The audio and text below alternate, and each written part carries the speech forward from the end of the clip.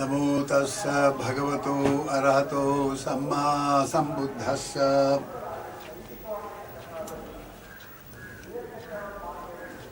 And today is the Dhamma Chakkapavatana day, a very sacred day indeed, because the Buddha gave his first teaching on this day in Isipatana, Sarnath.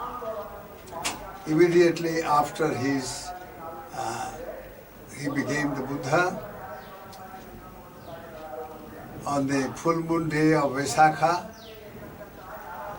he went into Samadhi for 8 weeks, 7 actually, but the last one 2 he was engaged, during which he tested all that he had discovered during his bodhi, that is the enlightenment. Now, having discovered the ultimate truth, the mission of the Buddha, the supremely enlightened teacher of gods and men, is fulfilled only when the discoveries are well shared by all beings. Because the path of enlightenment is meant for everyone. Buddha became enlightened, the supremely enlightened one, exactly because he wanted that everyone should also become enlightened, to be free from the bondage of worldly existence. When he was asked, what is the sum and substance of your discovery, of your teachings of enlightenment? The Buddha said, Dukkhan cheva panyapevi, dukkhasya cha nirodho. I say that life is impermanent, life is imperfect. It's full of problems, no doubt. Life is ultimately dukkhamaya, you see. It is suffering in some form or other. But there is also a way out of this. Dukkhan cheva panyapevi. I point out that there is suffering in the world, there is no doubt. Because life is basically impermanent, therefore imperfect. And that being so, the only thing that is worth doing or worth trying to get is to be liberated from a state of suffering. So the Buddha said there is suffering, but there is also a way out. There is also the cessation of suffering. A very great message of hope indeed. So, after he became the Buddha in May, he plunged into Samadhi for 2 months and tested all his discoveries and found out that yes, this indeed is the path, universally valid and incontrovertible. Nobody can say no to this. And it is something that everyone can achieve. So, after testing, on this day, the Buddha started from Bodh Gaya. It's nearly 100 and odd miles. But in the morning he had his Pindapata, the alms round, and then he started for Varanasi, where his 5 erstwhile disciples who had left him, thinking that he had renegated. You see, he has given up his all the penances and the self-mortification he had undertaken. So he is not going to be a Buddha and all that, so they had left him. But they were mistaken. They went to Banaras, in Isipatana, which was a very big park, really, a royal park, where animals were, you see, a kind of asylum for the animals. And So they were staying there, doing nothing but just waiting. Now Buddha goes there on this day. Morning he starts, in the evening he reaches there, he uses his supernormal power, and on the way he meets Upaka, a seeker of truth, but given to self-mortification. So the question of getting truth does not arise. Unless you are on the right path, you cannot get the right goal. So here Buddha reaches there, and these disciples, they say, they just try to ignore him, and Buddha then tells them, look here, the truth has been discovered indeed, and they now listen. First of all they hesitated, but later on they listened to him, and there he gave this first teaching, this entitled Dhamma Chakka Pavattana Sutta, the setting in motion the wheel of truth. Now, the word wheel, chakka, is symbolical and very, very meaningful indeed. Now, this sutta, or the discourse, the first discourse of the Buddha, it contains the very core teaching, the fundamental discoveries of the Buddha, all are adumbrated in this sutta. Thereafter, whatever he taught for 45 years,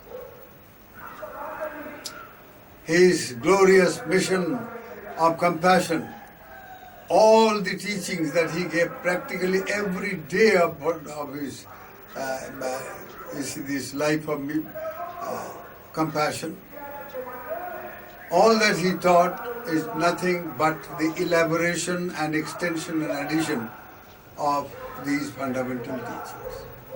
This sutta contains the 5 salient points of this sutta, let us say, are that, number 1, the world in which we are born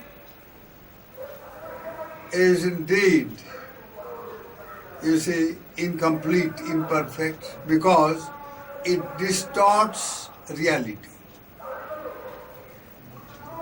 People are willy-nilly, you see, involved in extreme ways of doing things. So there are 2 extremes, you see. One is the extreme which is devoted to just pleasure hunting.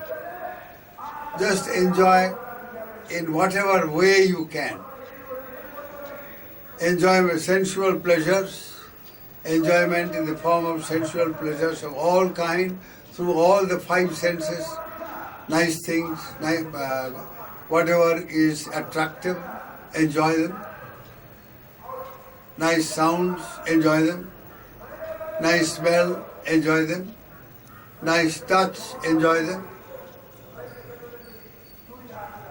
Nice taste, enjoy them. So this tendency to enjoy, to gratify the senses, that is one tendency which all beings suffer from. I mean the Kamaloka. In the world of desire, this is where they are caught up. In some way or other. Get up in the morning, first thing you do is to wash your mouth because it smells. It's terrible. You can't talk to people. You start the day with smelling.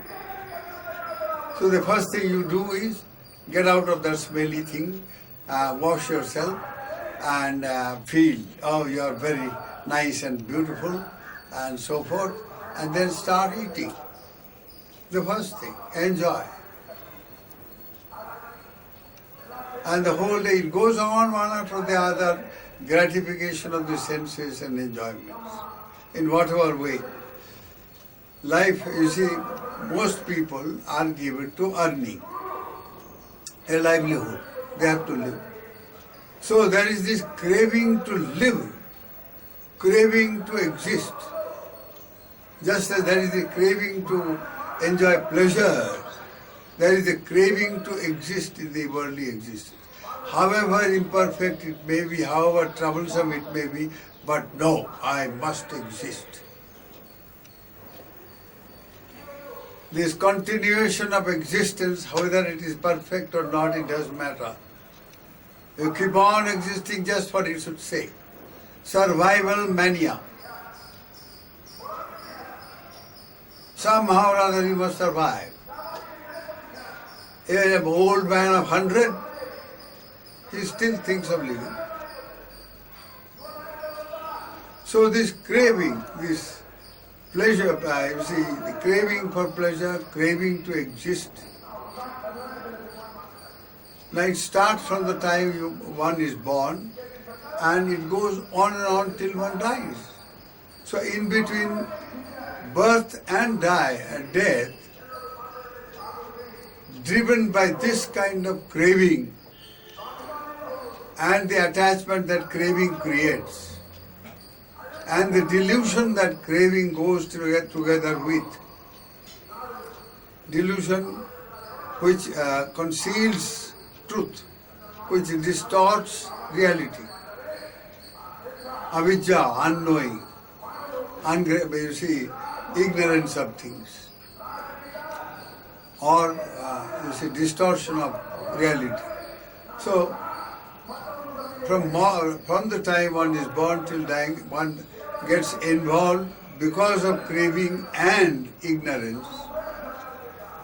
Avidya bhavatanha, not knowing reality, delusion, and the craving to exist in bhava, in worldly existence. These two drive people all the time, all beings, whether it's a human being or an animal or a ghost or the devas, whatever. They are motivated by these fundamental, very, very profound, deep urges to exist, urges to enjoy, urges to possess, urges to yield power. All this. Now, driven by this, what happens? Automatically you keep on committing all kinds of karma. Kayena, vacha, manasa. Bodily, verbal and mental. By committing these volitional actions, that is intentional actions, you create a karmic force within yourself. They are potent, you develop potency of karma, and they are very powerful. So these karmic accretions or accumulations at the end of life shows themselves in a certain way. Now, for instance, just before you die, you may have an experience where you remember all that you have done during the lifetime, particularly the important ones, very vivid experiences where you recall what you have done, what you have said, what you have thought, and all these karmas are relived. And karma being potent in the form that it produces a result, and particularly in the form of rebirth. So now, driven by these cravings, etc., you are involved in karma, and being involved, you accumulate the karmic forces or potency, and due to this accumulation, you are catapulted into a new state of existence when your death occurs. So on. So birth leads to death. So to be born is only to die, and to die is only to be reborn. So this wheel of birth and death and rebirth and death, this is the nature of samsara. This is called the samsara chakra. So Buddha was concerned as a prince with this problem. The problem that, well, he has got a very good father, very reverential, venerable person, very wonderful mother, wonderful wife, a beautiful little baby son, and all the opulence of royal life, everything. Yet there was emptiness within, because he came, you see, he was not aware of all the realities behind. But once he went out, he was not allowed to go out before. But once he went out and saw the world, 4 images stuck in his consciousness in a very, very powerful manner indeed. He saw an old man, bent with age, no teeth, can't hear, can't see properly, and tottering about with a stick. So now he said, what is that object? And then this driver, Channa, said, well, all of us going through like that only. Don't worry, Prince, you too will become like that. He said, what? Yes, that's what we are all going destined to. Second image was that of a diseased man, wallowing in the filth and horrible smell, stench, and very, very painful sight indeed. He had never seen all this. He said, yes, the same story. We are all subject to that. So long you are born, you are subject to disease. It is to avoid disease that you eat. Why is this urge to eat? My goodness. To avoid disease, to avoid weakness that comes without nourishment, and all that sort of thing. To enjoy health so that you can enjoy sensual pleasure and you can enjoy this living, continuous living. So this delusion. Then he saw a dead body. Then he saw a monk. Very peaceful, serene, unconcerned about the world's problems, because he has found out the solution. He has found out that suffering arises because of craving. Craving is the root cause of all suffering. Because craving creates attachment, and attachment leads to action, intentional action, and that leads to rebirth. One thing leads to another. So this will symbology that Bhagavan, adopted is extremely important indeed to understand this sutta. So Buddha, the 5 points which I mentioned, the 5 salient points of this sutta are that, see, the world basically is imperfect. The worldly existence, I mean. Basically it is imperfect because you are born only to die, to suffer from disease, to struggle, to keep on accumulating with the delusion you can carry.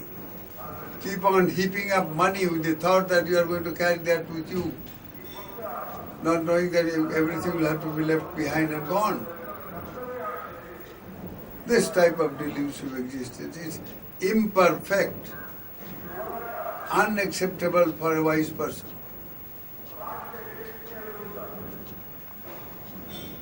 So when he realized this, he wanted to find a solution to it.